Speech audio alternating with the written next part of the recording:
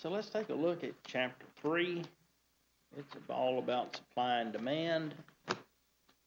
And if you're going to study economics, supply and demand is probably the most important topic that you'll encounter in economics. The quote at the beginning of the chapter is by Friedrich Hayek. He's a Nobel Prize winning economist, won the Nobel Prize in 1974. He taught at the University of Chicago. He said, "I'm convinced that if the market system were the result of deliberate human design, and if the people guided by the price changes understood that their decisions have significance far beyond their immediate aim, this mechanism would have been acclaimed as one of the greatest triumphs of the human mind." If you remember from our last class period, we talked about a package of beef stew that I showed you. We talked about how many different people had to come together to produce that package of beef stew. In this chapter, it starts out by talking about just the fruit and vegetable section of the supermarket. There's potatoes from Ohio, oranges from Florida, apples from Washington, bananas from Honduras, fruit from New Zealand, and other items from around the world. How did these all get there into the supermarket? There were literally thousands of different individuals working independently that were involved in the process. Their actions were so well coordinated, in fact, that the amount of each good was just about right to fill exactly the desires of your local community. We didn't talk about that last time when we talked about all of the people that were involved in producing that beef stew. Not only were they able to produce it, but in the proper quantity. So if you go to your local supermarket, there's fruits and vegetables available. Usually they're not completely sold out so that there's not any available, right? But do you ever go and they have just massive amounts of excess that are rotting? No, it's pretty much the proper amount, right? So this chapter asked, how does this happen? The short answer is that it's the result of market prices and the incentives and coordinations that flow from them. And amazingly, markets coordinate the actions of millions of individuals without central planning. It wasn't the government that told producers to produce all these items that they produce and in what quantities to produce them. It was supply and demand, the signals that they were receiving from the market that brought them all together. And the chapter tells you there's no individual, political authority, or central planning committee in charge. Considering that there's more than 300 million Americans and with widely varying skills and desires, and roughly 28 million businesses producing a vast array of products, ranging from rings to toilet paper, the coordination derived from markets is indeed an awesome achievement. So when you think about that, not only were they people from different parts of the world brought together to produce all of these goods and services, but they also produced them in the proper amounts. So that's what we'll talk about today, is how that happens, how supply and demand works. So the chapter starts out with giving you the law of demand. It tells you that there is an inverse or negative relationship between the price of a good or service and the quantity of it consumers are willing to purchase. So if you graph something that has a negative relationship or an inverse relationship, what's that look like? Which way does the line slope? Yeah, it's a negative slope, which means it slopes down, right? So if you were to calculate the slope of the line, you would see that it slopes downward. Turn this light off to see this better. So here we have a graph. If you can't see this, it's on page 44. And you'll also notice that below the graph there's a schedule with the same information there. And one thing that you'll notice about the graph, or should notice, is how the axes are labeled. And you'll see that price is on the vertical axis and the horizontal axis has the quantity. And that's the convention for the way that we label graphs when we do supply and demand. So this demand curve is downward sloping. In a few moments we'll add a supply curve to this, but you'll notice that it's upward sloping when we add it. When we talk about demand, one important thing that you need to know to understand demand is the concept of substitutes. That's goods that perform similar functions. It helps explain the inverse relationship. No single good's absolutely essential. Everything can be replaced with something else. So the example it gives you in the text, the chicken sandwich, could it be substituted for a cheeseburger? Yeah. So most goods have some type of substitute available for them, right? So that's an important concept. Next, the chapter talks about consumer surplus. We'll come back to that in just a moment. It also talks about the responsiveness of quantity demanded to price changes, that is, elastic and inelastic demand curves. And if you look at Exhibit 3 on page 47, it shows you some examples. And this first line that we see is relatively flat, isn't it? So we call that relatively elastic. If it was perfectly flat, if it was just a horizontal line, we'd call it perfectly elastic. And it tells you that that's for tacos. And tacos, they might be more elastic when you think about it, because are there substitutes available for tacos? Yeah. So if the price gets too much out of hand with tacos, might you eat cheeseburgers instead? Or burritos, or a whole list of other things you could eat other than tacos, right? That are substitutes. Because of that, what we see here is if the price increases, what happens to the quantity demanded? It decreases. Not only does it decrease, but it decreases by a larger amount than what the price increased, doesn't it? It is the distance from 4 to 10 here.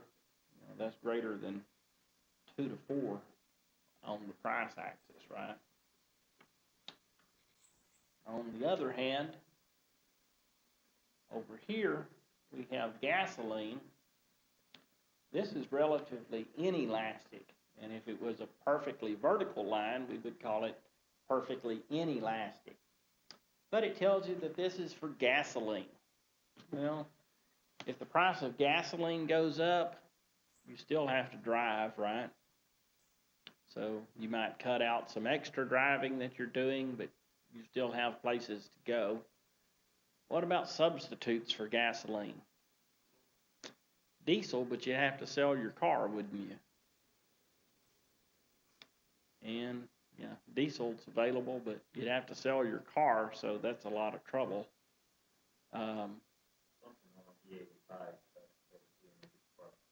Yeah, some can run on E85, but that's not all of them can.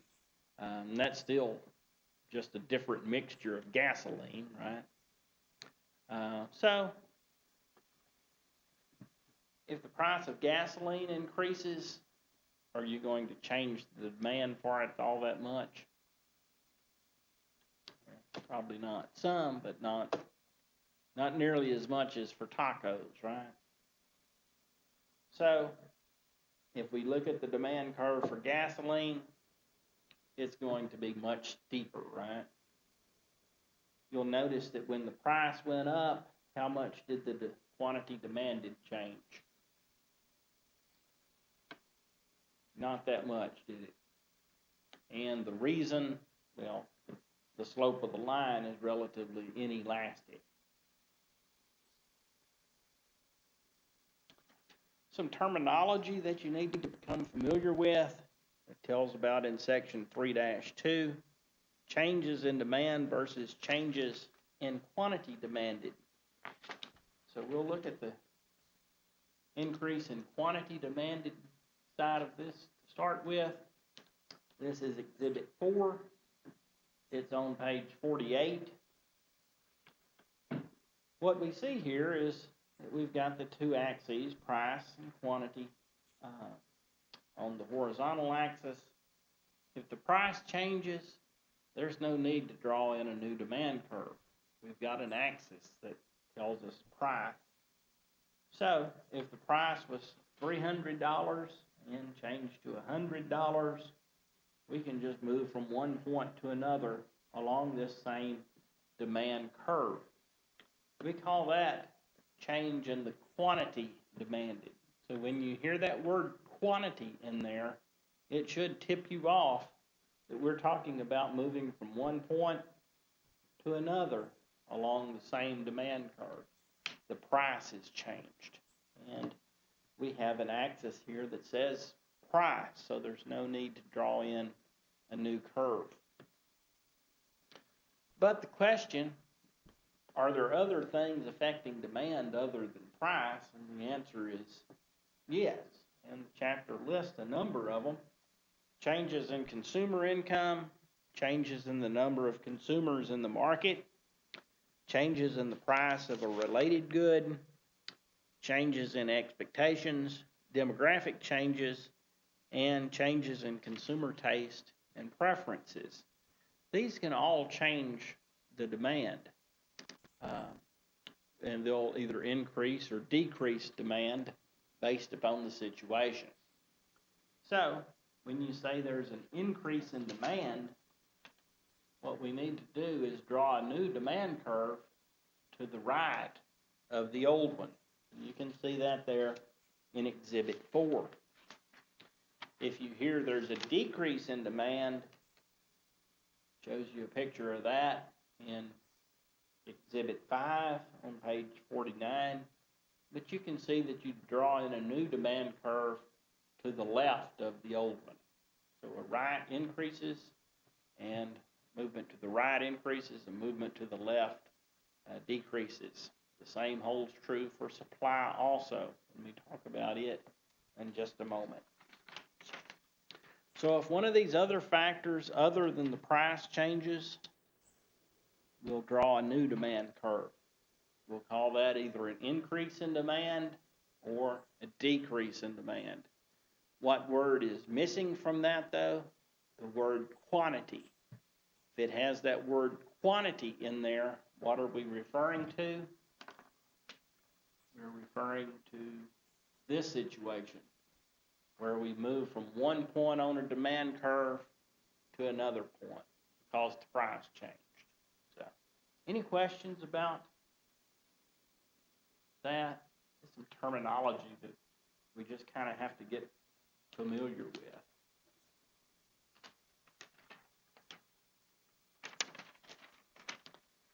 So let's talk about these different reasons why there could be an increase or decrease in demand.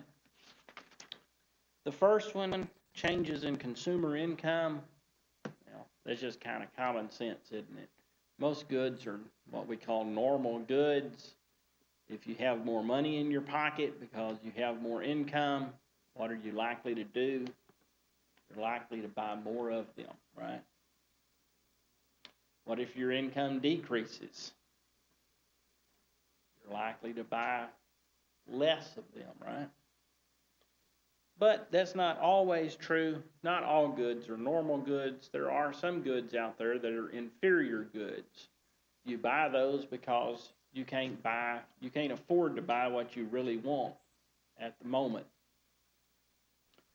So, if your income goes up, You'll buy less of the inferior good and more of the normal good, right?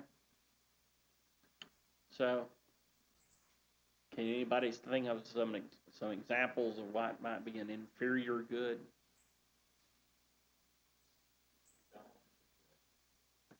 McDonald's. Okay. So, if you can't afford, you probably might want to eat somewhere else, right? So, okay. Um, so, that's normal versus inferior good. So, or versus going to McDonald's, you might even eat at home, right? So, and not only might you eat at home, you might eat ramen noodles or something like that if things were really bad, right? So beans and rice or whatever. So, but it's what you would buy if you didn't have the income that you needed to buy something else. So certainly like something like steak, that would be a normal good, right? And the more income you have, the more of it you're likely to buy. So lobster, right? Things like that. But most goods, they're normal goods. Changes in the number of consumers in the market, and the example that the text gives you is a small college town, not much else in the town other than the college. Most of the students come to the college from out of town for the fall and then the spring semester. What are they likely to do over the summer, though? Go home. So what happens to demand at those local businesses when the students all go home? It goes down, right? Comes back up in the fall and the spring, right? That's changes in the number of consumers in the market. Number 3, changes in the price of a related good. Well, some goods are substitutes, like we've already mentioned. Other goods are complements. What about butter? Price out of butter, if the butter got out of hand, is it possible you could find a substitute for it? Margarine. There you go, right? Buy margarine instead. So they're substitutes. So, and prices are affected by this, right? So if the price of butter goes up, people start buying margarine instead, then what happens to the demand for margarine? Yeah, it increases and then the price goes up, right?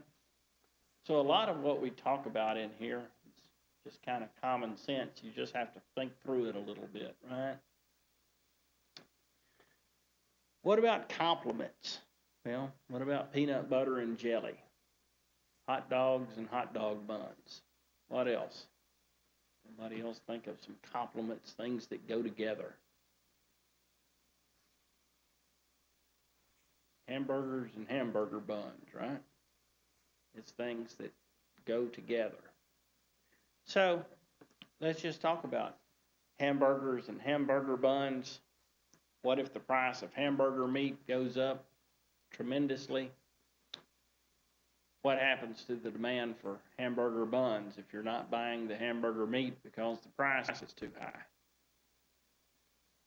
It goes down, right? So what the demand for the hamburger buns, it's going to go down if the price of the hamburger meat goes up because people buy less of it, right? Number 4, changes in expectations. What about if there's a major hurricane that's likely to strike an area? Are prices of some things likely to go up? Yes. So batteries, plywood, lots of things might go up, right? Gasoline maybe. Yeah. So, and that's an ethical issue. We'll talk about some of those issues next time when we cover chapter 4. And, of course, some people argue that, that's wrong, that you're taking advantage of people when there's a hurricane coming. Other people point out that they have to be rationed in some shape, form, or fashion, and the price mechanism is just a way of rationing. So we'll talk about what opinions y'all might have about that next time. But that's certainly an ethical issue. Demographic changes. What's happening to the average age of people in America?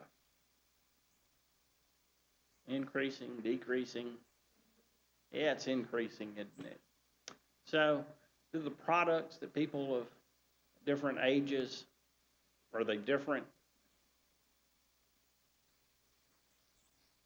Yeah, as you age, you buy different products than you bought when you were younger, right? So, if you look at the advertising that you see on television these days, can you notice that in the advertising? A lot of advertisements for things for older people, right? Why is that? Well, on the average, our average age is increasing right now. It's just a demographic trend. Anybody ever heard of the baby boomers? Yeah. They're getting older, so.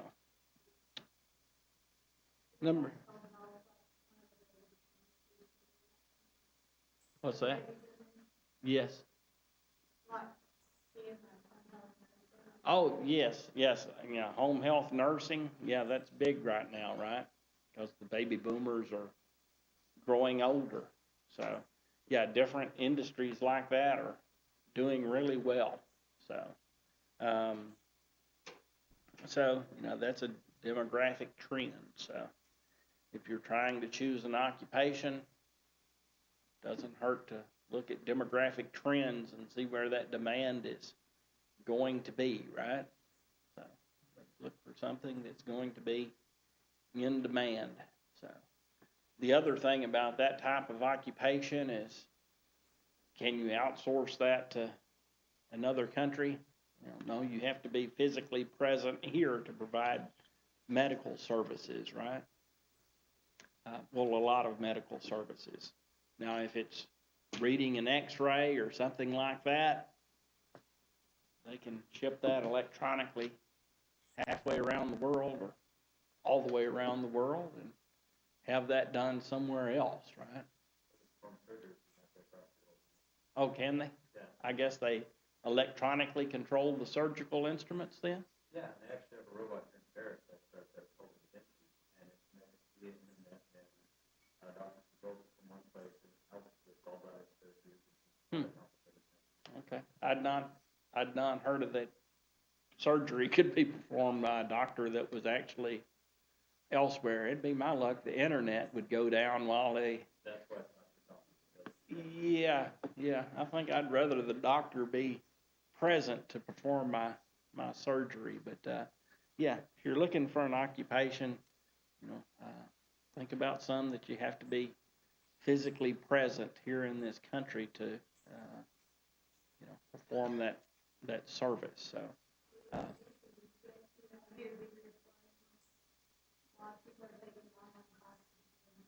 Oh, yes. A lot of people are taking online classes. So, yeah, teaching, you may not even have to be physically present to teach. You could be somewhere else. So, we have an ITV connection here. So, technology has come to the classroom on a large scale, hasn't it? Changes in consumer taste and preferences. The example they have in the chapter here is the low-carb diets. There's a change in preferences toward lower carb foods, right? Versus high carb foods. So that's a change in taste and preferences. So that kind of wraps up the discussion of demand. Any questions about demand? Any questions at Cumbie? If you need something, just speak up. No, sir, we're good. Okay. if you have a question, remember to just speak up. So let's talk about supply a little bit. It starts out telling you about the opportunity cost of production, the total economic cost of producing a good or service, the cost of components. The cost component includes the opportunity cost of all resources, including those owned by the firm. The opportunity cost is equal to the value of the production of other goods sacrificed as the result of producing the good. And goes on to tell you about profit and loss. What if you have a business firm and the particular assets that you're using, the particular resources that you're using, they could be better suited for the production of something else? You might start experiencing a loss, right? And you should get information from that maybe you should be using those resources differently, right? What if you're using them for the proper use? Well, you'll receive a profit, right? So that's why if you look at some firms as they've aged over time, some of them just get to where they're not that profitable. And sometimes a different firm will come in and purchase the assets and sell those assets to other firms. So, and of course, that's another ethical question. A lot of people are concerned about that. It often displaces workers in the process. So you have some people that argue they shouldn't do that. But of course, other people will come back and say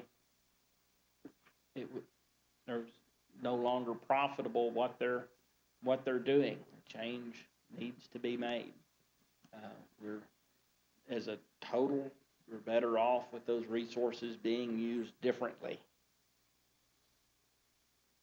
A lot of movies out there on that topic if you look around at different movies.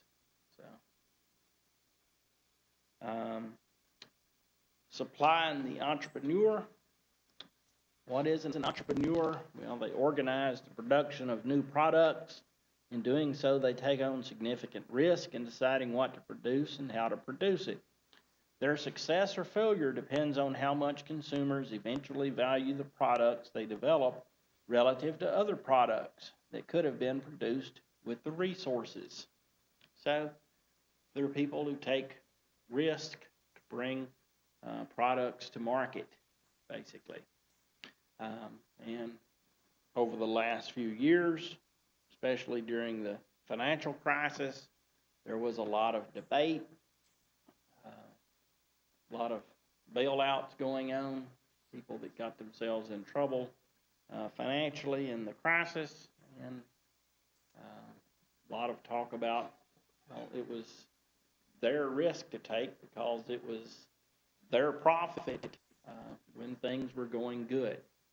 And so it's not right to have the profit in the good times, but then when the bad times come, what happens?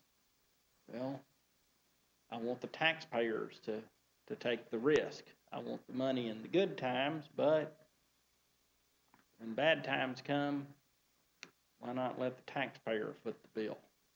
So a lot of people upset when that was going on because that concept that we just mentioned there, they're the ones who bear the risk, was violated. But there were other people arguing on the other side. A lot of people are going to be out of work if we don't do this. So a lot of questions with this stuff. What's a supply schedule look like? Well, they slope upward. If you look on page 54 at Exhibit 6, you'll see a supply curve, and what do you notice right away? Well, it slopes upward, right?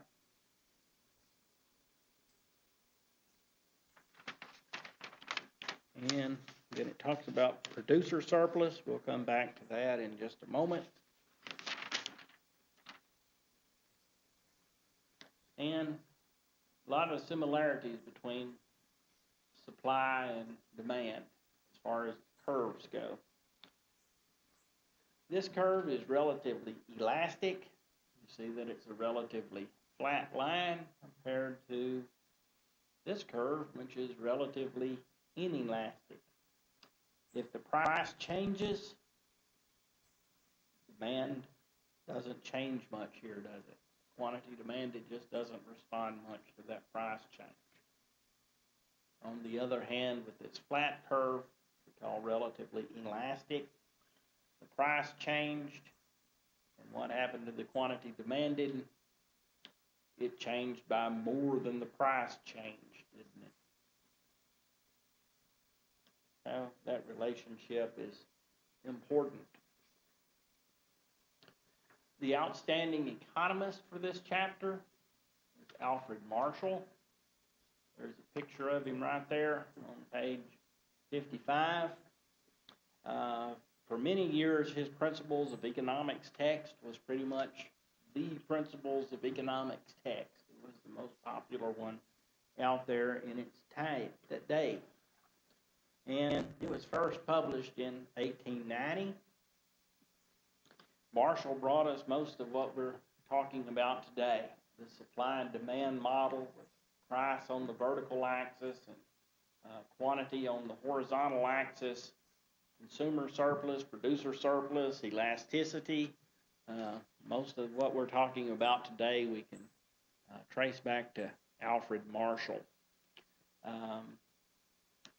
Adam Smith, he wrote about supply and demand, but as opposed to having a mathematical or graphical model of it, he'd say things like, I've observed in markets that, and just go on out in long English to describe what he's observed. No math, no graphs, nothing like that. So, when did that start? Well, it was with Alfred Marshall.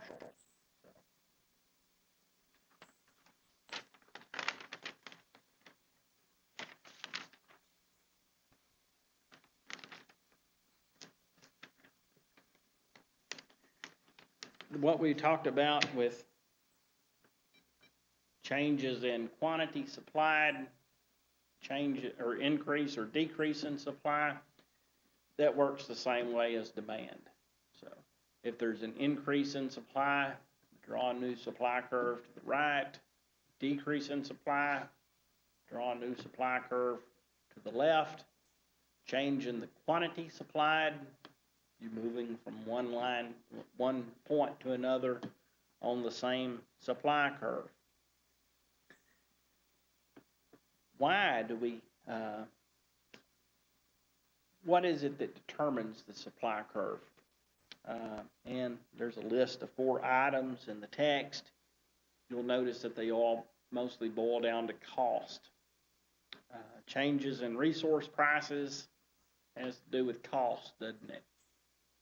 So if the price of something goes up, one of the resources used in production, what are suppliers going to do to the price? Increase it. They're increasing the price.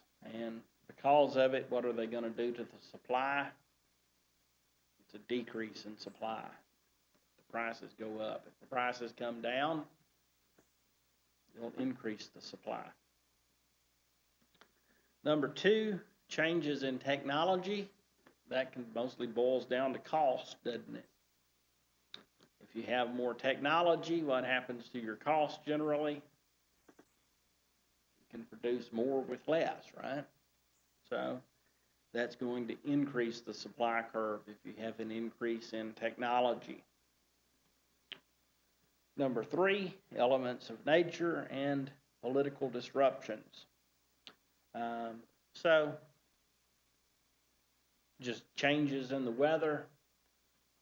Sometimes you just have a really good crop because the weather was right, so that's more supply. What happens to the price of orange juice, though, if they have an early frost in Florida?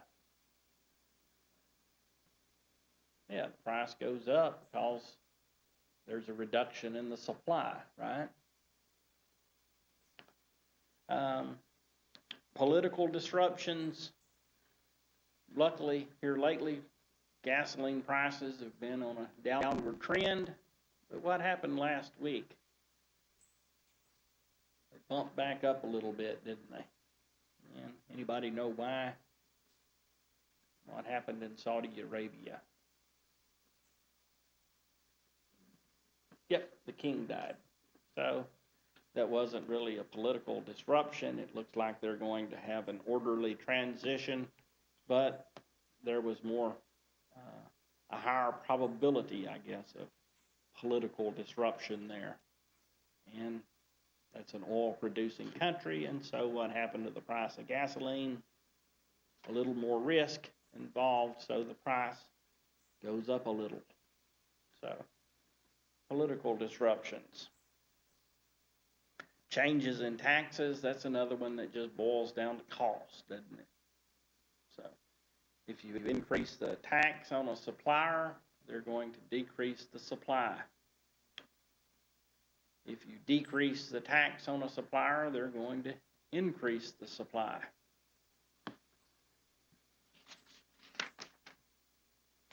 Now, we're ready to talk about equilibrium now. We've talked about supply and we've talked about demand.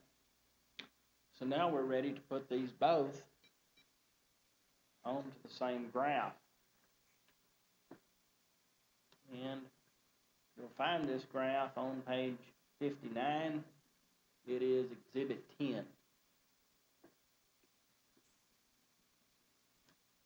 And the schedule underneath of it might come in a little bit handy also. But what we see here is supply curves slope upward, demand curves, they slope downward. If you look at the graph, since one slopes up, the other slopes down, at some point they have to cross one another, don't they? And we call that the equilibrium point. Why equilibrium? Well, because there's not a tendency for it to change from that point. Why not? Well, we'll look at other points and see why there's a tendency for it to change from if the price was at a different point. So, first, what is the equilibrium price? Where the two lines cross, and it's $10, right? Where the two lines cross. And the equilibrium quantity is 550. But what if the price wasn't $10? What if the price was $12 instead? Look at the schedule below and compare the quantity supplied to the quantity demanded at a price of $12. The quantity supplied is 600. The quantity demanded is only 450. So how do supply and demand compare there? There's an excess supply, right? Or surplus.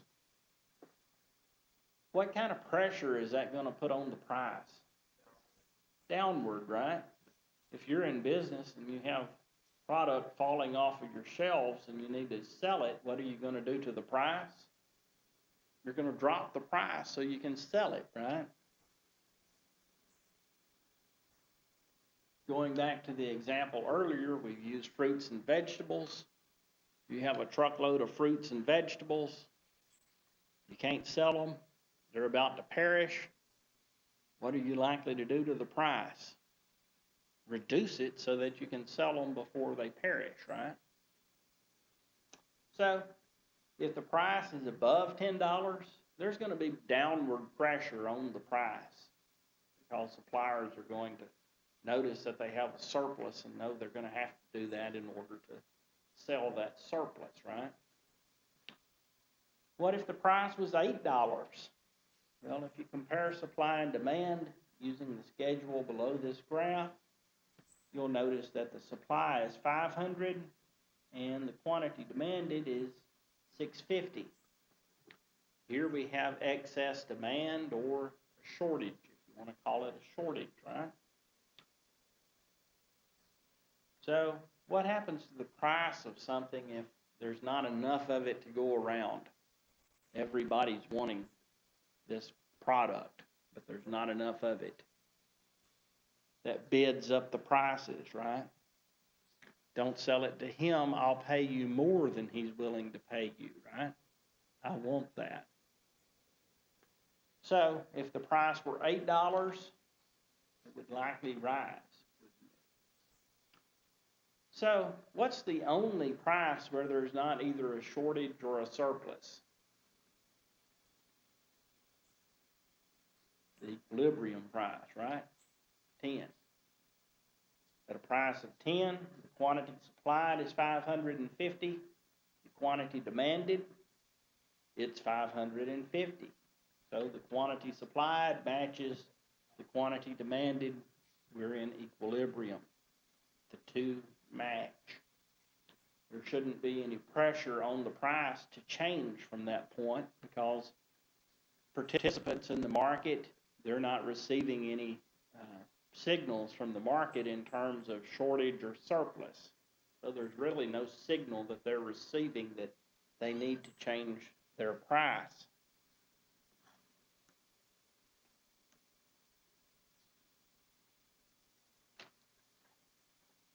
The chapter talks about efficiency and market equilibrium.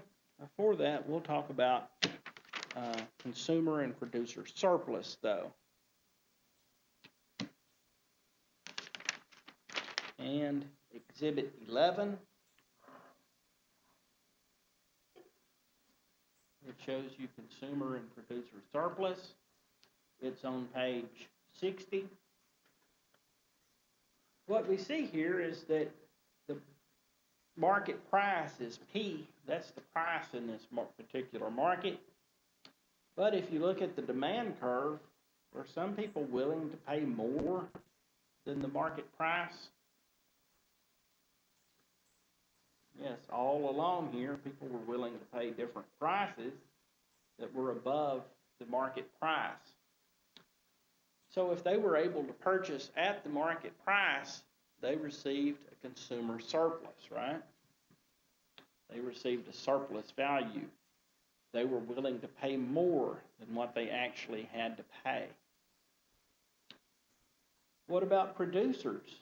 If you look along the supply curve, there were producers that were willing to sell for less than what they actually received at the market price.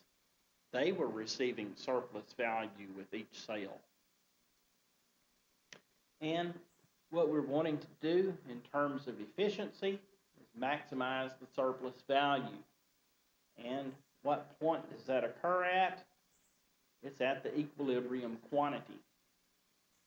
And there's always an equilibrium price that goes along with the equilibrium quantity. What if we produced less? There would be a loss in surplus value. What if we produced more? There would be a loss in surplus value. Let me show you a different way of thinking about this. It's not in the text.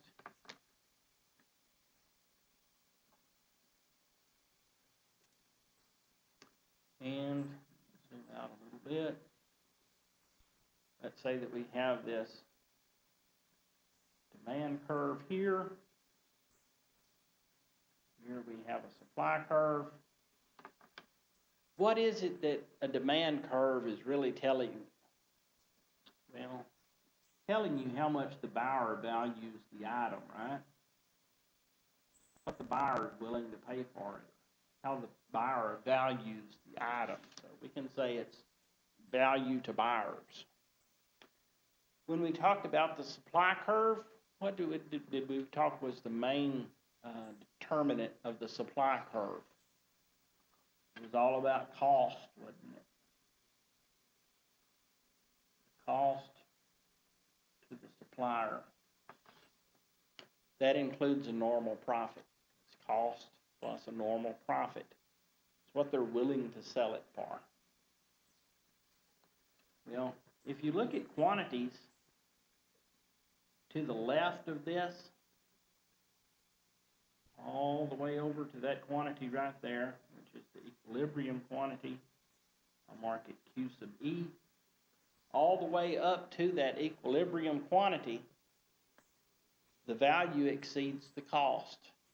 If you look at the value here, it's much greater than the cost down here, isn't it? As we move closer to equilibrium, the value becomes closer to the cost. But if you continue moving towards this, and all these points along the way, there's surplus value, right? This guy here, however many that is, this amount right here, whatever that is, that's consumer surplus, right? What about the producer side of this? Between these points, that's producer surplus. So all this area, consumer surplus, all that area, producer surplus. What if we produce less than the equilibrium quantity? Would there be a loss in consumer surplus? We didn't produce enough if we don't produce all the way up to this point, right? It was still the situation that the value of the item exceeded the cost of the item. So we should produce that, right? What if we produce too many? What if we produce this many? Whatever that turns out to be. You know, look at the cost. Here's the cost. Compare that to the value. Which is greater? Cost is greater than the value, isn't it? So, it's a pretty simple question to ask. Should we be producing something that cost $10 if it's only worth $8 to us? No. Right? Be a loss in surplus value. It's a negative surplus, right? Cost is greater than the value. We shouldn't produce those items. And so the question is, what quantity should be produced? Well, it's the equilibrium quantity right here. What's the best way for us as a society to get to the equilibrium quantity? To let markets determine according to supply and demand where that is, or to let someone in Washington dictate the equilibrium quantity? Well, we're going to have to let the market determine that, right? Can you centrally plan the equilibrium point with any degree of success? No. No. Markets are going to have to determine that. So, and left to the market, we're always tending toward this point where the value is equal to the cost, an equilibrium point. When do we not achieve that? Well, typically when governments intervene in markets. So that's when you have that situation of we're producing something that is maybe worth $8, but what's it costing us to produce it? Well, $10, yet we're still producing it even though it has a value of 8 and a cost of 10, we're still producing it. So individuals, if they looked at that, they'd say, I'm not going to pay $10 for something that's only worth 8, right? But when governments get involved, that's what happens sometimes. What about over here? Well, sometimes they have regulations that don't let us produce enough. So in that case, we'll lose surplus value on this side. We call this area here a dead weight loss, if that's a particular quantity that wound up being produced. If it was this quantity that wound up being produced, we'd call that area a dead weight loss because it's a loss in surplus value. So, big point being here is what efficiency would dictate that we produce at the point where we maximize the surplus value. What is that point? It's the equilibrium point. What's the system of structuring an economy that's most likely to get us to that point? A free market. It adjusts as supply and demand changes. The other option is to have someone centrally plan everything, and they're not likely to predict that with any degree of success.